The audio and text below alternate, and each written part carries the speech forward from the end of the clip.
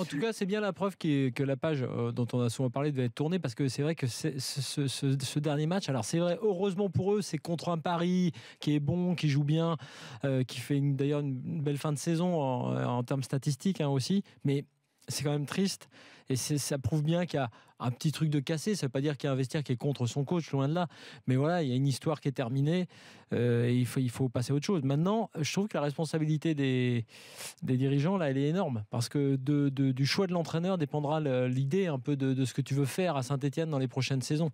Et il est clair qu'ils veulent absolument changer. Il est clair qu'ils veulent un entraîneur différent, ils veulent du jeu, ils veulent sortir de ces années-là, mais ça court pas les rues, les entraîneurs comme ça. Si jamais on me demande une idée pour Saint-Etienne, tu vois un coach, toi, là, comme ça, là, avec leurs moyens, un coach à l'étranger, je vois pas bien, un coach français, tu as le début d'une idée?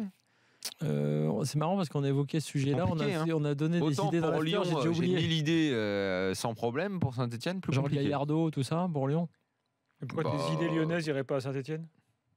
Je sais pas, c'est une affaire de blé, non? Un peu, ouais. À cause de l'argent. Tu vois ce que ça peut faire d'avoir de l'argent ou pas? Non, mais je vois bien, mais enfin, dans tes idées, il n'y a que des mecs qui veulent 200 000 par mois dans tes idées pour Lyon? Parce que Lyon, si je suis Aulas, je me jette sur un entraîneur italien, je vais chercher Roberto Mancini ou argentin Gallardo. Ranieri. Je fais un truc comme ça, Ranieri, je fais ça.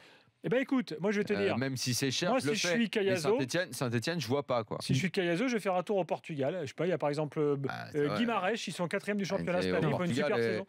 Et Conceição, il avait fait quoi? Excuse-moi. Il venait de Guimarães, par exemple. Non, mais si on continue comme ça, n'importe quel patron de bistrot à Lisbonne va devenir coach.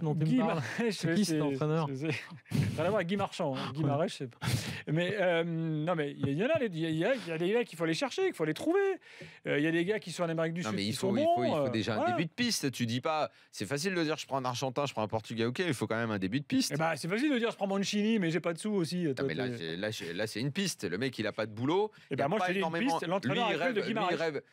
Lui il rêve d'un top club européen, mais la plupart sont déjà pris.